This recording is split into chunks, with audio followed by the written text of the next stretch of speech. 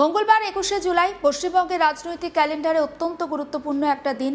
আর ঠিক 21শে জুলাইয়ের আগের দিন অর্থাৎ সোমবার রাজ্যের রাজনীতিতে সামনে এসেছে একটা বড় খবর। দীর্ঘ 15 বছর ধরে প্রকাশ্যে না আসা 1993 সালের 21শে জুলাইয়ের গুলি চালনা সংক্রান্ত তদন্ত রিপোর্ট অবশেষে প্রকাশ করা হয়েছে। আর এই রিপোর্ট প্রকাশ্যে আসতেই নতুন করে শুরু হয়েছে রাজনৈতিক দরজা। দীর্ঘদিন ধরে এই রিপোর্ট নিয়ে নানান জল্পনা চলছিল। অনেকেই জানতে চাইছিলেন তদন্তে ঠিক কী উঠে এসেছে, কেন এত বছর ধরে এই রিপোর্ট প্রকাশ করা হয়নি, সেই প্রশ্ন বারবার উঠেছে। অবশেষে সোমবার সেই বহু প্রতীক্ষিত রিপোর্ট প্রকাশ্যে আসে। আর তারপর থেকেই কিন্তু রাজনৈতিক মহলে নতুন করে আলোচনা। মুখ্যমন্ত্রী শুভেন্দু অধিকারী ওই রিপোর্ট সামনে এনে একাধিক গুরুত্বপূর্ণ দাবি করেছেন। তার বক্তব্য অনুযায়ী 1993 সালের 21শে জুলাইয়ের ঘটনাকে ঘিরে যে তদন্ত হয়েছিল সেই তদন্ত রিপোর্টে বেশ কিছু গুরুত্বপূর্ণ পর্যবেক্ষণ কিন্তু সামনে নিয়ে আসা হয়নি বলে তিনি মন্তব্য করেছেন এবং সেই গুরুত্বপূর্ণ পর্যবেক্ষণের কথাও তিনি তুলে ধরেছেন। তিনি দাবি করেন এতদিন যে তথ্য সাধারণ মানুষের সামনে আসেনি, এবার সেই তথ্য প্রকাশ্যে এসেছে। তিনি রিপোর্টের কথা উল্লেখ করে দাবি করেন 1993 সালের 21শে জুলাই পুলিশের গুলিতে যে জানে শেষের ঘটনা ঘটেছিল সেই ঘটনাও কিন্তু যথেষ্ট একটা চাঞ্চল্যকর, যথেষ্ট একটা উদ্বেগজনক ঘটনা। কারণ সেই ঘটনায় যথেষ্ট যে গোপন করা হয়েছে, আসল তথ্য সামনে আসেনি সেটাও কিন্তু বলেছেন মুখ্যমন্ত্রী। এবং সেই ঘটনায় গুলি চালানোর নির্দেশের বিষয়টিও তদন্তে উঠে এসেছে। নাম না করে মুখ্যমন্ত্রী কার্যত দাবি, রিপোর্ট অনুযায়ী তৎকালীন স্বরাষ্ট্র সচিব মনীশ গুপ্তার নির্দেশেই পুলিশ গুলি চালিয়েছিল। ঠিক কি বলেছেন মুখ্যমন্ত্রী শুভেন্দু অধিকারী, শোনাবো আপনাদের।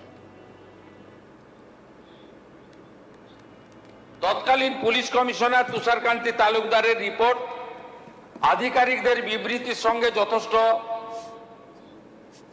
অসামঞ্জস্যপূর্ণ।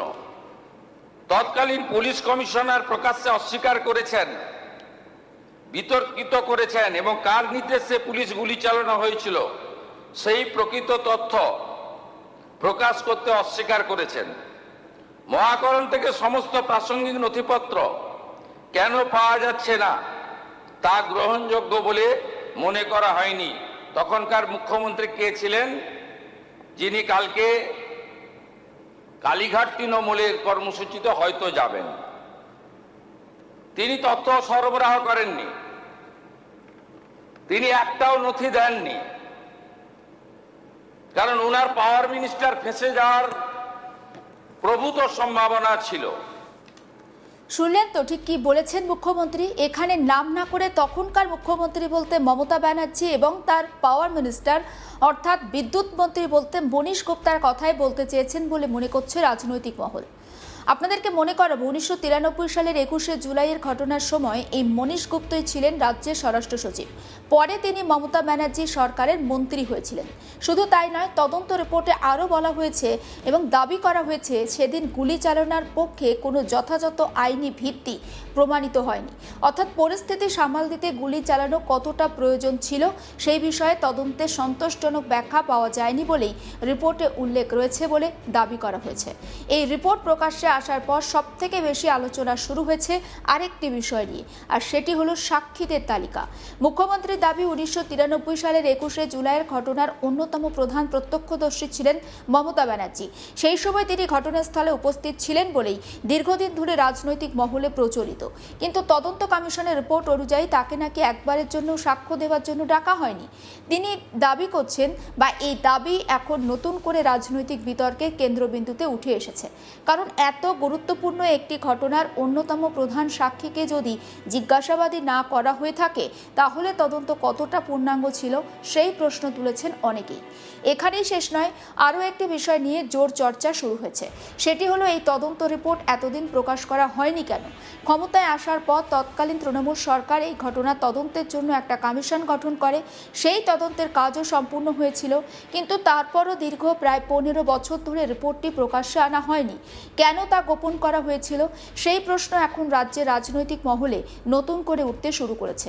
রিপোর্ট প্রকাশ্যে আসার পর বিরোধী শিবিরের দাবি, এত গুরুত্বপূর্ণ একটি নথি যদি আগে প্রকাশ করা হতো তাহলে অনেক প্রশ্নের উত্তর হয়তো আগেই পাওয়া যেত। অন্যদিকে এই বিষয়টি নিয়ে শাসক শিবিরের তরফে কী প্রতিক্রিয়া আসে সেদিকেও নজর রাখছে রাজনৈতিক মহল।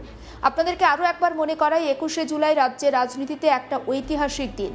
আর ঠিক এই দিন অর্থাৎ 1993 সালে গুলি চালনা সংক্রান্ত তদন্ত রিপোর্ট প্রকাশ্যে আসাকে অত্যন্ত তাৎপর্যপূর্ণ বলে মনে করছে রাজনৈতিক মহল।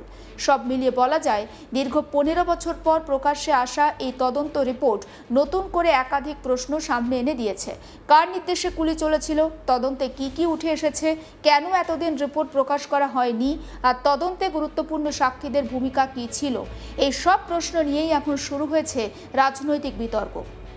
আগামী দিনে এই রিপোর্টকে কেন্দ্র করে রাজ্যের রাজনীতিতে আরও আলোচনা বা পাল্টা দাবি সামনে আসতে পারে বলেই মনে করা হচ্ছে। এখন নজর থাকবে এই রিপোর্ট নিয়ে বিভিন্ন রাজনৈতিক দলের পরবর্তী অবস্থান ঠিক কী হয়, এই ইস্যুতে কি নতুন করে আর তথ্য সামনে আসে সেদিকেও নজর থাকবে।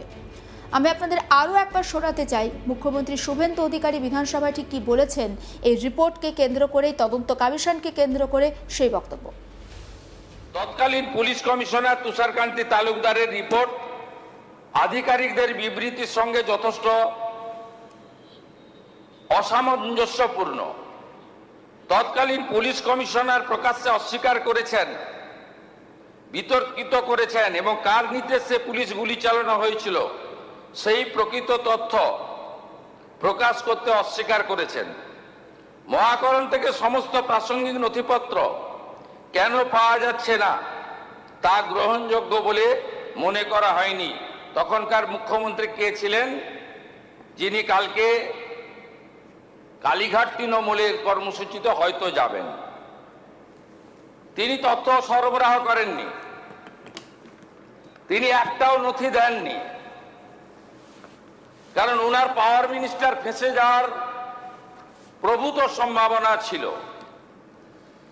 1993 সালের 21শে জুলাই, এই 21শে জুলাই মহাকরণ অভিযানে ডাক দিয়েছিলেন তৎকালীন যুব কংগ্রেস নেত্রী মমতা ব্যানার্জি এবং সেই মহাকরণ অভিযানে ডাক দেওয়াকে কেন্দ্র করে তুমুল একটা গণ্ডগোলের পরিস্থিতি তৈরি হয়। সেই সময় গুলি চালনার ঘটনা ঘটে এবং জানা যায় যে সেই গুলিতে 13 জন জানে শেষ হন এবং দেখা যায় তারপর 2011 সালে তৃণমূল কংগ্রেস ক্ষমতায় আসার পর মমতা ব্যানার্জি কিন্তু একটা তদন্ত কমিশন গঠন করেছিলেন বা কমিটি গঠন করেছিলেন এবং সেই কমিটি তদন্ত করছিল 1993 সালের 21শে জুলাই এই মহাকরণ অভিযান বা রাইটার্স বিল্ডিং যে অভিযানে ডাক দেওয়া হয়েছিল সেই অভিযানে কেন গুলি চালাতে বাধ্য হয়েছিলেন বা সেদিন কি ঘটনা ঘটেছিল। কারণ সেই সময় মমতা ব্যানার্জি একা ছিলেন না, তার সঙ্গে মদন মিত্রও ছিলেন এবং আমরা জানি যে এই ঘটনায় কিন্তু মমতা ব্যানার্জি বাদে প্রয়াত বাম নেতা তথা প্রাক্তন মুখ্যমন্ত্রী বুদ্ধদেব ভট্টাচার্যকেও কিন্তু তলব করা হয়েছিল। এমনকি এই ঘটনায় ঠিক কী তথ্য সামনে এসেছে এখনো পর্যন্ত মানুষজন জানেন না। আর মনীশ গুপ্ত, যার নির্দেশে এই গুলি চালনার ঘটনা ঘটেছিল, তিনি সেই সময় স্বরাষ্ট্র সচিব ছিলেন।